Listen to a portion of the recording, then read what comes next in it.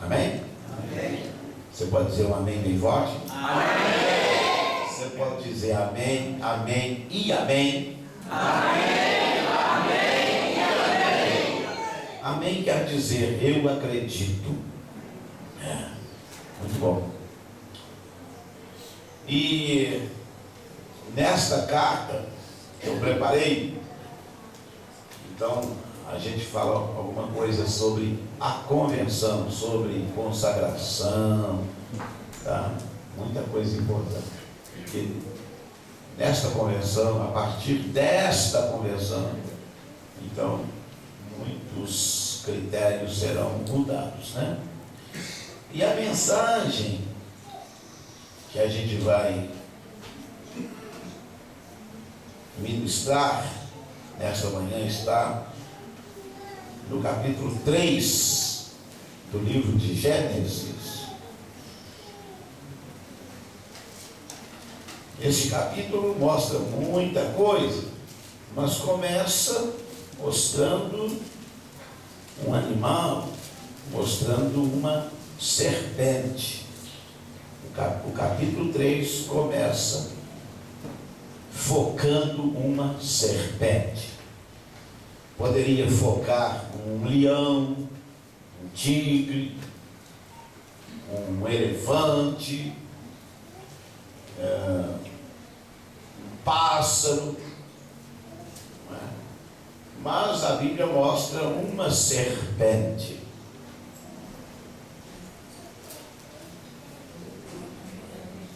E esta serpente, a serpente, segundo a Bíblia, ela era muito astuciosa, um animal carregado de astúcia.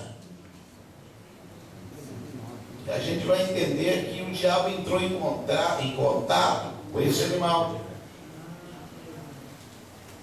E Satã trabalhou neste animal.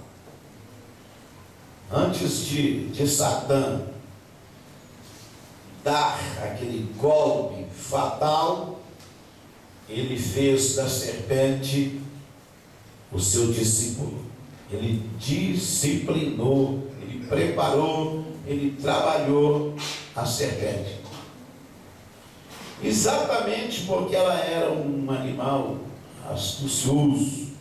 Aqui, ora, a serpente era mais astuciosa que qualquer animal selvagem feito por Adonai Deus.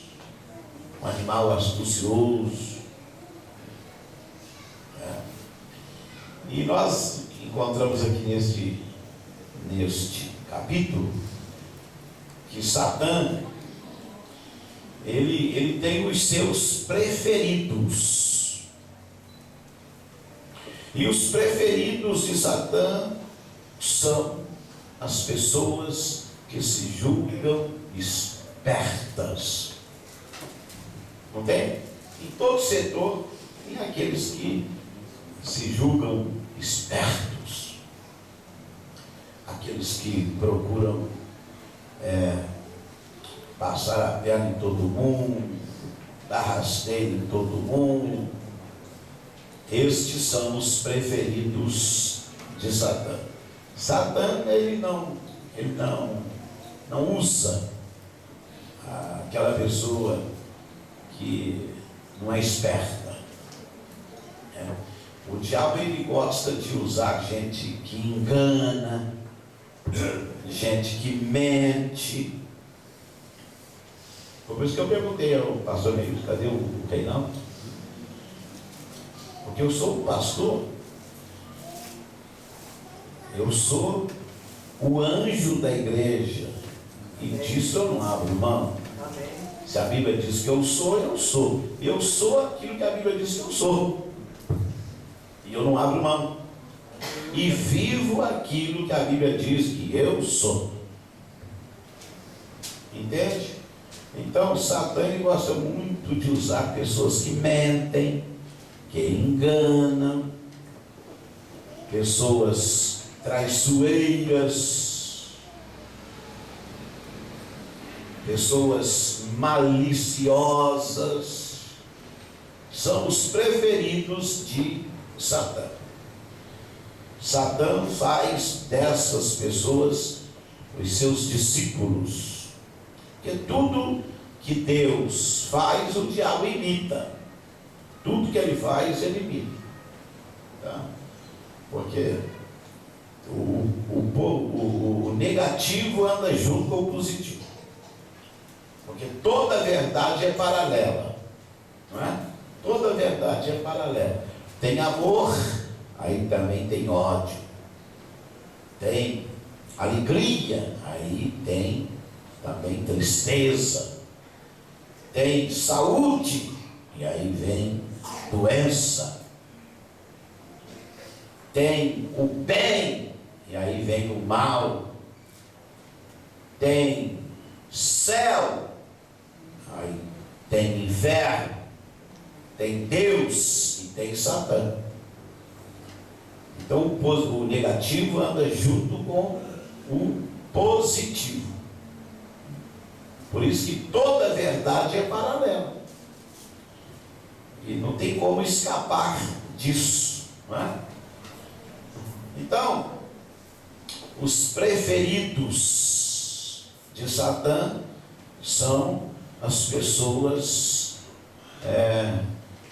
que gostam de enganar, de mentir. São pessoas que sonegam. Por exemplo, crente que não entrega dízimo é um sonegador. Crente que não investe na obra de Deus. Então o que acontece aqui? O diabo fez da serpente um trampolim, uma ponte, porque o objetivo de Satã era e é e sempre será atingir Deus, principalmente o homem, né, que é a imagem conforme a semelhança de Deus. Aí o diabo, ele depois que Deus criou os animais, e ele começou a examinar todos os animais. Ele entrou em contato com todos, observou o comportamento de todos os animais, e aí até que observou a serpente. E a serpente era muito astuciosa, né? A gente pode ver aqui em Efésios, por favor, capítulo 6. Capítulo 6. A Bíblia também fala sobre isso. A partir do versículo 12.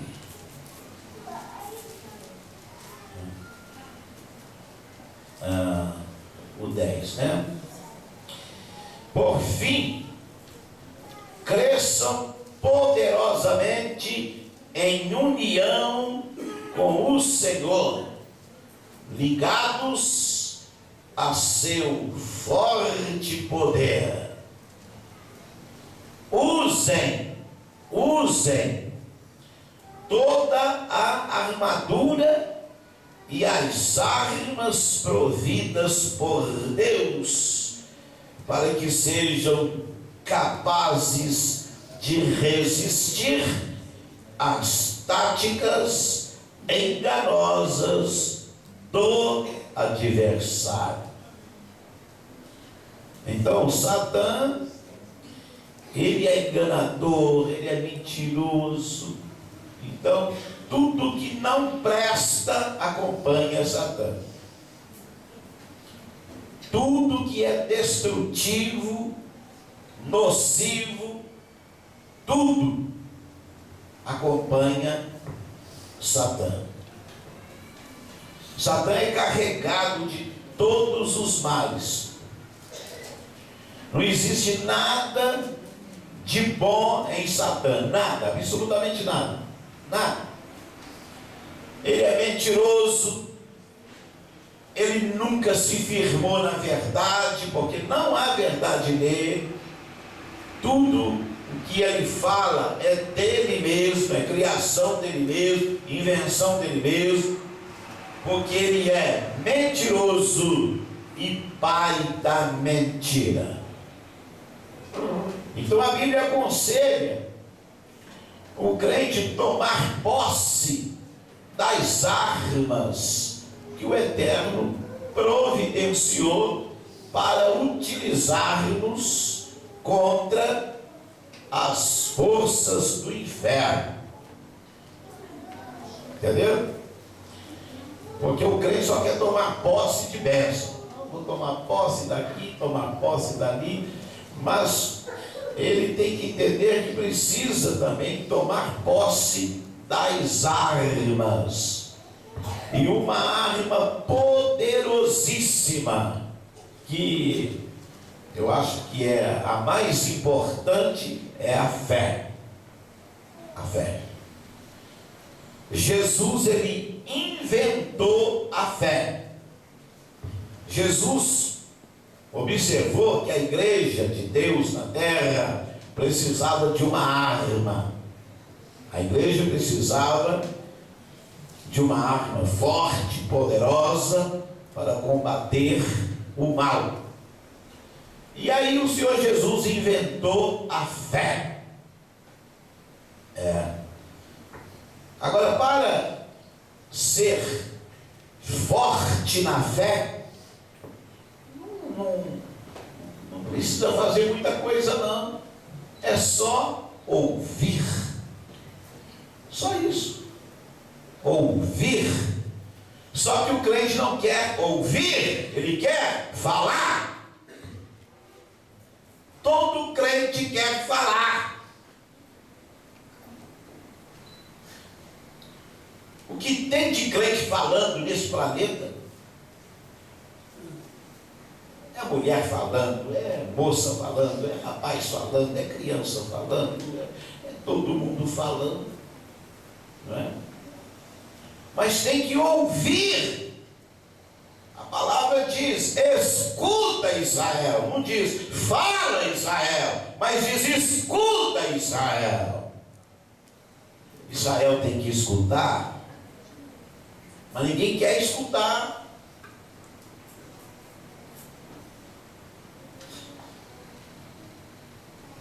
Mas ninguém quer escutar. E aí não se fortalece na fé. É um processo. Caramba, Josué acompanhou Moisés anos e anos, desde o Egito. Josué estava aos pés de Moisés, ouvindo. Moisés ficou 40 dias na montanha. Josué também estava único. Ele era discípulo de Moisés, único, ninguém mais subiu. E ele ficou um pouco distante. Ele não ficou ao lado de Moisés. Moisés ficou com Deus e ele ficou um pouco distante de Moisés. Moisés subiu a segunda vez, ele também subiu a segunda vez. E foi aprendendo, porque a bênção de ouvir é o aprendizado. Vai ouvindo, vai guardando as coisas boas, vai guardando as coisas que edificam, e aí você vai crescendo, porque o crente tem que crescer, ele tem que alcançar aquele patamar de maturidade. Não adianta, só depois que se torna adulto é que Deus dá oportunidade de falar. Entenderam? Então tem tanta gente falando, mas falando com base na teoria. E na obra de Deus não vale teoria, vale experiência, vale vivência. Quando foram escolher um substituto para Judas Iscariotes, a pessoa que iria assentar na cadeira de Judas Iscariotes, então o pessoal fez uma exigência: o escolhido tem que ser uma pessoa que está conosco desde o começo, desde o batismo de Jesus. Viu? Desde o começo, acompanhando, passo a passo. Então, por exemplo, na convenção, todos os anos, nós consagramos homens, mulheres, jovens. Muito bem. Então, temos consagrações de diaconisas, diáconos, evangelistas, presbíteros, missionários, pastoras também. Só que eles são vistos somente na convenção. Passou a convenção, todos evaporam, desaparecem. Porque quando a pessoa é consagrada, a pessoa está se inscrevendo para se preparar para o ministério. Entendeu? É um perigo, porque dá, por exemplo, oportunidade para uma pessoa pregar, a pessoa prega, dá testemunho, fala que aconteceu isso, aconteceu aquilo, mas daí a pouco ele está no mundo de novo. E aí? Aí o pessoal que não é de Deus fala assim: mas ele não estava lá falando que tinha acontecido isso. Aí a Bíblia diz que é por causa dos crentes que o nome de Jesus é blasfemado. Está escrito que nós somos defensores do Evangelho. Nós temos que defender o Evangelho de Cristo. Fomos chamados para isso. Somos defensores do Evangelho. Temos que defender o Evangelho, se for preciso, até com o nosso próprio sangue. E eles o venceram, isso, e eles o venceram pelo sangue do Cordeiro e pela palavra do seu testemunho. E não amaram as suas vidas até a morte. Isso é ser testemunho, não é? Testemunha. Agora, por exemplo, uma pessoa que está nova na igreja, tem que falar ou não tem que falar? Sim, ele tem que falar, mas não ensinar, porque todo mundo quer ensinar, todo mundo quer doutrinar. Você chama um pregador para ministrar na sua igreja, chega lá, ele quer doutrinar, ele quer ensinar. Mas o novo convertido, uma pessoa nova na igreja, ele tem que testemunhar, contar para os amigos, parentes, vizinhos, desconhecidos, o que Deus fizera na vida dele. Igual o irmão aqui, né? O irmão chegou aqui, está certo. Ele contou o que aconteceu com ele, não é isso? Como é que é seu nome? Armando. Deixa eu chorar. Então, tem 3 Armandos aqui. 3 Armando. A mãe dele já foi da socorrista. Qual é o nome da sua mãe? Glória. Irmã Glória e o Joel. O Joel, ele estava lá em Jacá. Gente boa. Entendeu? Então ele está certo. Ele chegou aqui e testemunhou de um livramento de Deus na vida dele. Amém. Amém. Recebeu uma oração, foi curado, sai contando para todo mundo. Eu fui curado por Jesus, não é? Foi liberto de um vício, tem que sair testemunhando, mas não ficar ensinando. Primeiro que não tem autoridade para ensinar, não tem preparo, não tem fundamento. Então é isso que a igreja precisa entender. Para ensinar, olhem para mim, para ensinar, o sujeito tem que ter tido experiência de Sadraque, Mesaque e Abednego. Lá estiveram dentro da fornalha, aquecida 7 vezes mais. Quem que já passou aqui? Ninguém nem quer saber. Não quer saber disso. Não. O evangelho hoje é evangelho de mansões, de carrões, de contas bancárias poupudas. Esse é o evangelho.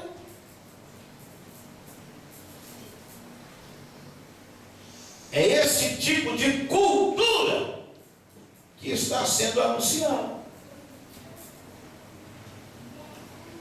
Cultura da prosperidade, cultura da riqueza. Mas não está errado, não. A Bíblia, ela é rica em tudo. O nosso Deus é rico, mas não ficar a cata destas coisas. Então, para ensinar, tá? O sujeito tem que ter passado pelas águas, pelos rios, pelas chamas, pelo fogo. Quando passares pelas águas, estarei contigo. É a experiência com Deus, dependência de Deus, viver na dependência unicamente de Deus. 40 anos Moisés ensinou aquele povo no deserto. Deserto abrasador. 3 milhões de pessoas caminhando.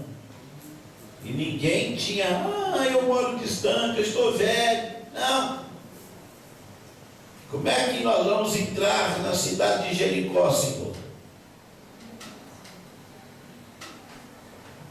O Senhor falou que nos entregou Jericó, mas os portões estão fechados. A gente está aqui, não vê ninguém saindo, não vê ninguém entrando. A cidade está sitiada. Mas será que a palavra foi falsa? Será que a profecia foi da carne, conforme dizem? Porque Deus falou que entregou Jericó. E aí? Mas como é que a gente vai entrar, Senhor? Faz o seguinte: todo mundo vai rodear a cidade. Não tem essa de deixar os velhinhos, deixar as criancinhas, mulheres grávidas, mulheres amamentando. Não, mas eu tenho 7 filhinhos, eu tenho 10, eu tenho 5. Todo mundo caminhando. Todo mundo é todo mundo. Então, por exemplo, convenção é para todo mundo. Agora só vai o pastor. Caramba, não dá para entender. Só vai o pastor. E aí? Cadê o povo, irmão? Não, o povo está cansado, o povo não tem dinheiro. 1 ano para juntar um dinheirinho. 1 ano. Caramba, se dentro de 1 ano não consegue juntar um dinheirinho, não consegue juntar R$20 para pagar uma taxa. R$20. Mas se você for nas convenções desses pastores que estão na mídia, meu irmão, se você ajuntar R$10.000, não vai dar não, não vai dar nem para entrar. Não vai dar nem para entrar. 10.000 só para fazer a inscrição. É muita grana que rola. Agora, socorrista, R$20.000. Dá até vergonha de falar. Dá até vergonha. Caramba, eram R$15. Quando passamos para 20, meu Deus, de 15 passou para 20. Lá se foi meu pastel. Hã? Lá se foi meu pastel.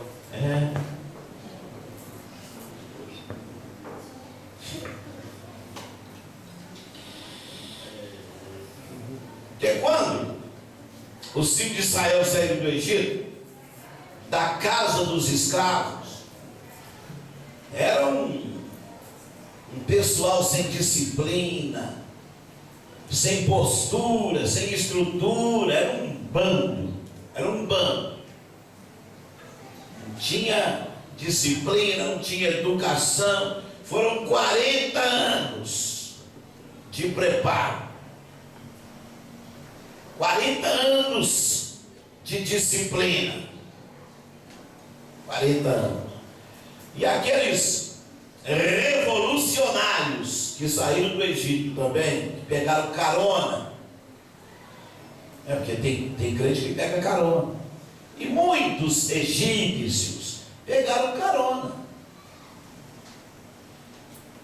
Agora, os que saíram do Egito com 20 anos e para cima, morreram todos, exceto Caleb e Josué. Os que saíram do Egito com 20 anos e para baixo foram os que entraram em Canaã. Então Deus disciplinou aquele povo mesmo. Deus fez daquele bando um exército, gente poderosa, gente preparada, mas leva tempo. O percurso que eles fizeram em 40 anos poderia ter sido feito em 11 dias, se eles utilizassem o caminho que o exército utilizava. Mas a Bíblia fala claramente que Deus passou com eles por um lugar mais difícil.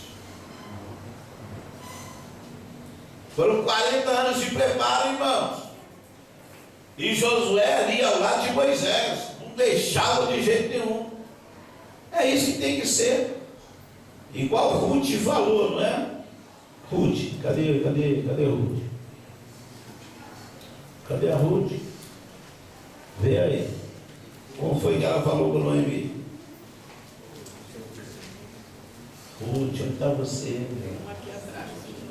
Cadê você? Ruth, aparece. Ruth é depois de Juízo ou antes? Depois de Juízo. Muito bem. Estou aqui com Juízo. Vamos atrás da Ruth. Vamos atrás dessa moça, porque ela tem uma palavra boa para encaixar aqui. 1,16. 1,16. Encontrou aí, daí? A Bíblia é Bíblia estrangeira. Cadê? Disse, porque os 3 homens morreram. O marido de Noemi morreu, o marido de Orfa morreu e o marido de Ruth também morreu. Os 3 homens da família morreram. Ficaram só 3 mulheres. E no maior perrengue, pobreza, e a Noemi chamou as 2 noras e falou com elas assim: ó, os nossos maridos morreram, ficamos sós. Fala o seguinte: vocês são jovens, são bonitas e vocês podem arranjar um bom casamento, tá? Eu libero vocês. A órfã falou: tá bom. Abraçou a sogra, foi levar a vida dela. Aí a Ruth ficou. E Noemi falou: e você, Ruth? E você, Ruth? Você não vai fazer igual a órfã fez, não? E Ruth tem uma palavra. Isto sim é discípula. Isto é mulher de Deus mesmo. E ela era moabita, hein? Mas ela disse assim: disse, porém, Ruth: não insista para que te deixe. Não insista. Que hoje a gente luta para a pessoa, né? Para a pessoa ficar. E o pastor dá até pirueta, planta até bananeira para o crente ficar com ele. E Ruth falou: não insista para que te deixe e me afaste de ao pé de ti. Ruth dizendo: eu não vou me separar de você, eu não vou te deixar, nada nesse mundo vai fazer eu te deixar. Ah, meu Deus, a gente sonha, né, com gente assim do nosso lado. É ou não é? A gente sonha, né, Michel? Michel, cuidado, ele está passando bem. Porque aonde quer que tu fores, irei eu. E onde quer que pousares à noite, ali pousarei eu. O teu povo é o meu povo, o teu Deus é o meu Deus. Onde quer que morreres, morrerei eu, e ali serei sepultada. Faça-me assim o Senhor e outro tanto, se outra coisa que não seja a morte me separar de ti. Mulher como essa, você pode ouvir. Ela pode ensinar. Aleluia. É a mulher que tem vida. É a mulher que tem uma mensagem de experiência, de vida. Não teoria, mas vida. É isso que a gente precisa e não tem. E os que são assim estão morrendo. Os ensinadores verdadeiros estão em extinção. Aí o que vai ser da igreja de Deus? Não é? Com gente que Bíblia estrangeira é diferente.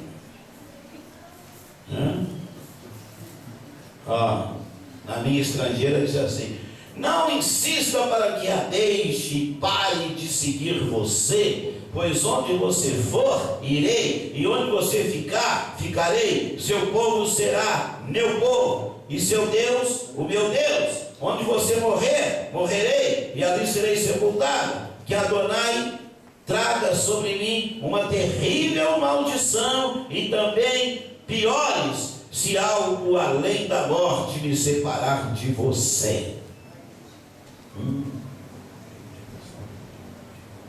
Isso sim, esta é uma mulher que você pode ouvir.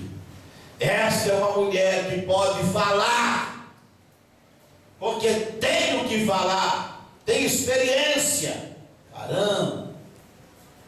E lá em Jó 12:12 está escrito: com os idosos está a sabedoria, e na abundância de dias o conhecimento. Pronto, acabou.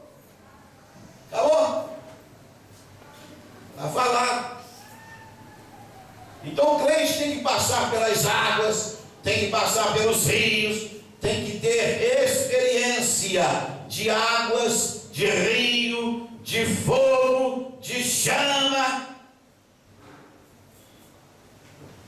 Quando passares pelas águas, estarei contigo. E quando pelos rios, eles não te submergirão. Quando passares pelo fogo, não te queimarás, nem a chama arderá em ti. Porque eu sou o Senhor teu Deus, o Santo de Israel, o teu Salvador. Glória. Glória a Deus. Isso sim. Mas aonde encontrar? Aonde? Provérbios 20, verso 6. Cadê? Procura aí. 20, versículo 6. Isso aqui é forte. Cada qual entre os homens apregoe a sua bondade. Isso? Olha aqui. A maioria das pessoas anuncia sua própria bondade, mas quem encontrará alguém fiel o suficiente para praticá-la? Porque todo ser humano ele apresenta as suas qualidades. Eu sou isso, eu sou aquilo, eu faço isso, eu faço aquilo, eu fiz isso, e vai apresentando as suas qualidades, né? Coloca lá o currículo. Mas aí a Bíblia diz assim: mas quem encontrará alguém fiel o suficiente para praticar? Aonde estão os verdadeiros homens que verdadeiramente são fiéis? Isso. Entendeu? É a cultura da ingratidão. Cultura da ingratidão. Cultura do engano. Cultura da mentira. Essas coisas. Nós temos que ser assim. Quando Jesus libertou aquele endemoniado de Gadara, aí ele estava, ô mestre, eu posso também fazer parte aí do grupo. Olha para que ele foi perguntar. Eu posso fazer parte aí também do grupo? Mas continua sendo a mesma coisa. Cada dia chega um falando. Se apresenta, eu sou pregador, eu sou missionário. Então encontrei com um, falou comigo assim: não, se me der uma oportunidade, eu faço trabalho de prosperidade. Eu, caramba, eu faço trabalho, fala assim comigo, babichinha assim, sim, uma babichinha assim, igual assim. Ele foi apresentado por um outro pastor, que é meu conhecido, conheço. Aí ele disse que faz trabalho de prosperidade. Tá. Aí eu dei para ele aquele sorriso amarelo assim. E o meu sorriso agora é charmoso. Tá? E agora eu tive aquele negócio na boca. Aí eu sou igual o Stallone, de lado. Aí eu dei aquele sorriso de. Stallone converteu, agora Stallone agora é crente. Crente, está abençoado. Entendeu? Então, vamos lá voltar aqui lá para Gênesis, capítulo 3. Então você vê como é que o coisa ruim é realmente esperto, né? Esperto. Então ele não quer que o crente seja firme, ele não quer que o crente tenha resistência, porque você pergunta: como é que você está, irmão? Você está firme? Mas não pergunta se ele está resistente. Mas em Efésios 6, a Bíblia mostra firmeza e resistência. Uma coisa pode ser firme e não ser resistente. Então o crente ele tem que ser firme e tem que ser resistente. É o que está no capítulo 6 de Efésios. Aí você só pergunta se a pessoa está firme. Ele diz: estou firme. Mas tem que ver se ele tem resistência, se ele aguenta tranco. Tem que aguentar tranco. Por exemplo, teve um dia desses que um pastor, mas errou feio. E eu não gosto disso, tratar comigo e não cumprir. Quando eu marco uma coisa com você, eu cumpro. Se eu não tiver condições de cumprir, eu te aviso pelo menos 24 horas antes. Que é muito raro acontecer isso. E esse camarada, rapaz, eu conversei com ele, ele falou comigo que tudo estava dando, está tudo certo, ok. Então, posso ficar tranquilo? Pode ficar tranquilo. Quando eu volto, cadê? Não, ele não apareceu, não. Não apareceu, não telefonou, não deu satisfação. Essas coisas eu escrevo na carta que você vai ler daqui a pouco. Mas eu não chamei a atenção dele, não. Falei assim, pertinho dele assim, cheguei perto dele assim, né? Estava no culto, botei a mãozinha assim, levantou. Meu irmão, segunda vez que você fala, só isso. Aquele ali vou ter que ficar o dia inteiro. Aquele ali é o dia inteiro. Falei com ele assim: segunda vez que você fala, nem telefonar. Só. Meu irmão, mas só isso. Acabou. A fisionomia dele caiu igual a fisionomia de Caim. Na hora. E daí a pouco começou. Chegava perto do irmão: pastor me chamou a atenção. Pastor me chamou a atenção. E ficou. De bico. Pastor de bico. Caramba. Aí São Paulo diz assim: quando eu era menino.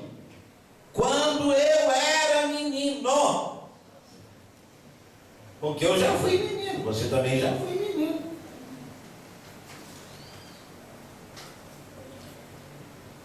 Eu falava como menino. É o que eu estou dizendo na mensagem. Então esse pessoal que só tem teoria é um pessoal que fala até bonito, mas fala, você até admira, né? Se você ouvir a Giovana, você fica apaixonado. Que a menina fala bem. E o português dela, 2 aninhos de idade, o português dela é um português claro. Então todos ficam apaixonados por ela. Mas ela é menina. Ela é uma menina, é uma criança. Criança. Toda noite antes de dormir a mamadeira. Você fica, leite. Não dorme. E tem que ser o leite rosa. Não pode ser leite branco, não. Como é que é, Olívia? O leite ela bebe, é rosa? Às vezes tem que sair altas horas. Uma vez eu cheguei em casa cansado. Ela falou assim: tem que pegar o meu leite rosa. Deixei o carro lá e saí a pé procurando o leite rosa. Cheguei numa farmácia e encontrei a última latinha. Eu fiquei tão feliz. Então a Bíblia diz que a criança se alimenta de leite. Por que a gente não observa isso, né? A gente lê, mas vai para lá, não para meditar. Tem que meditar. Criança se alimenta de leite. Agora, meus irmãos, um adulto com uma mamadeira, aí não dá não. E se for rosa, que é se essa moda pega. Quando eu era menino, falava como menino, pensava como menino, discorria como menino. Logo que cheguei a ser homem, acabei com as coisas de menino. Então, crente infantil. Porque Jesus falou que a gente tem que ser como uma criança para entrar no reino do céu.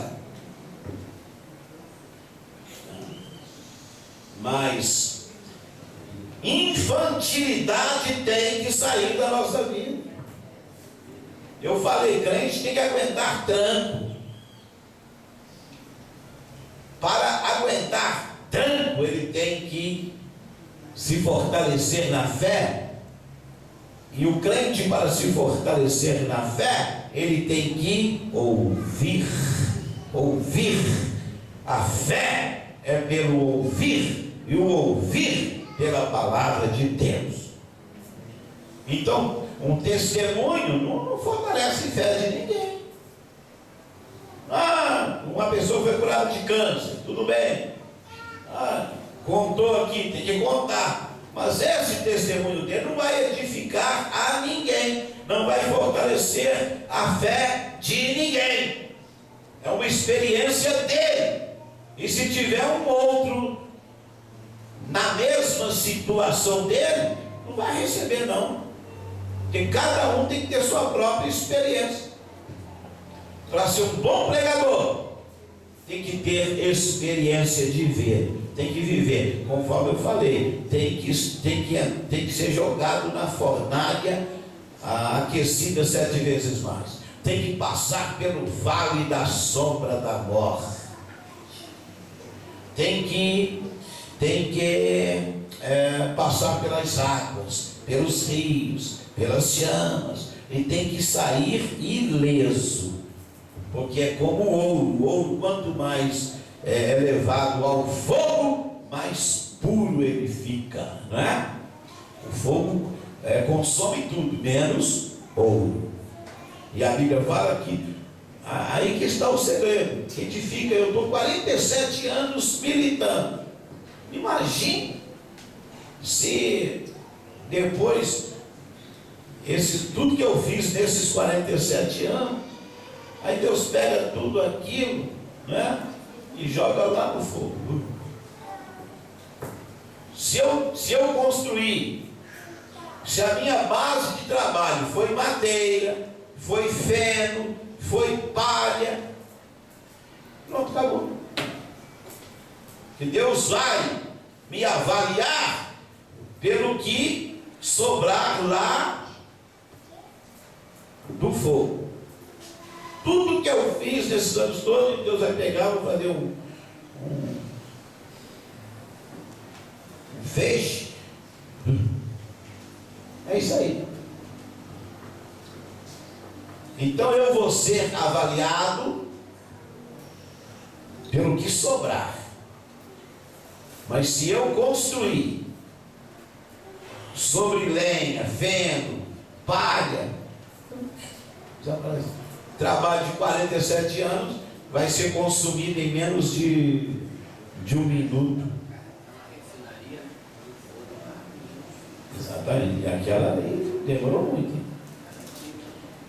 Entendeu, irmão? Então, o diabo poderia ter trabalhado no leão, no tigre, no elefante, no camelo.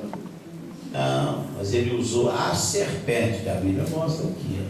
Ela era mais astuciosa que qualquer animal selvagem feito por Adonai, Deus. Agora escute bem, vou terminar logo.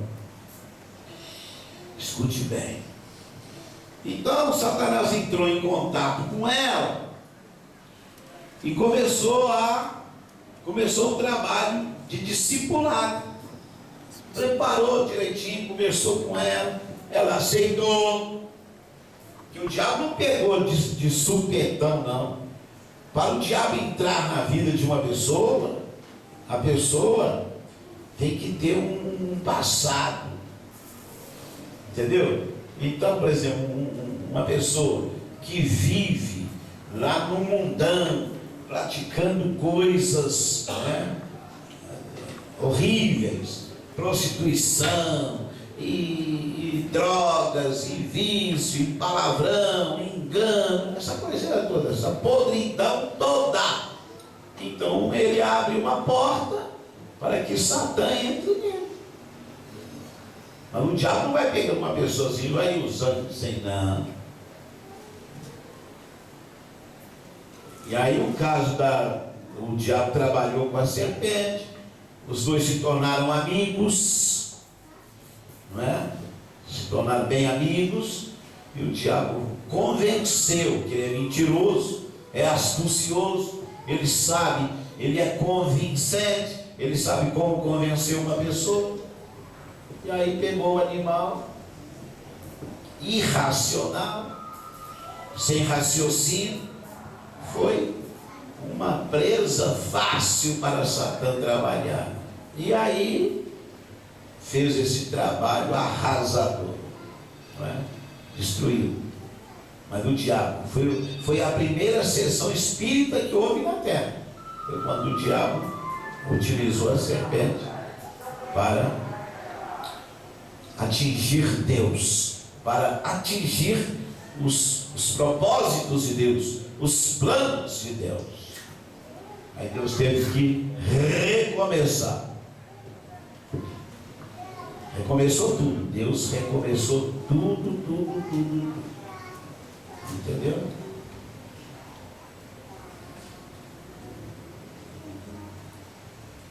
Sério, muito sério isso. Depois que Josué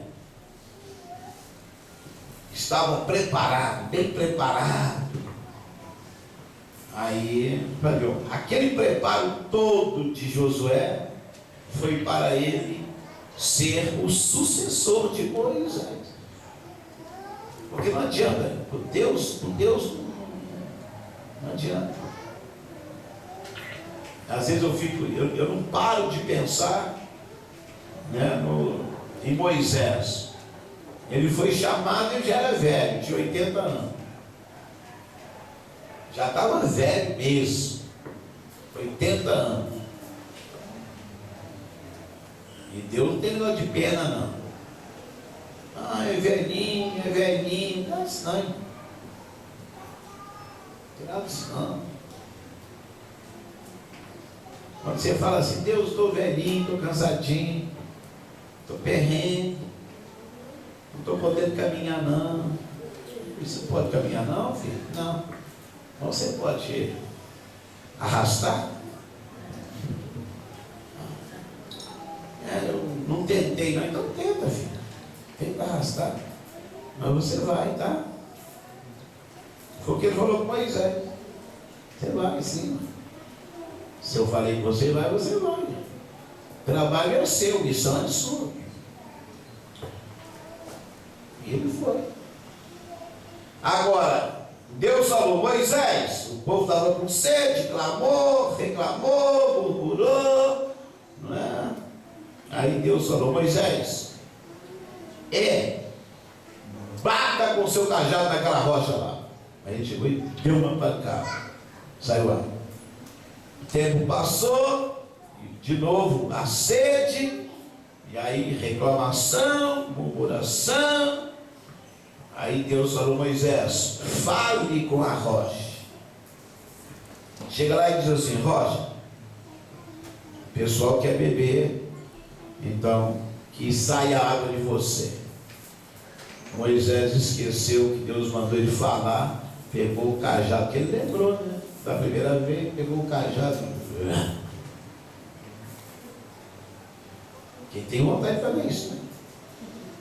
O que ele fez com a rocha, a gente tem vontade de fazer com o irmão.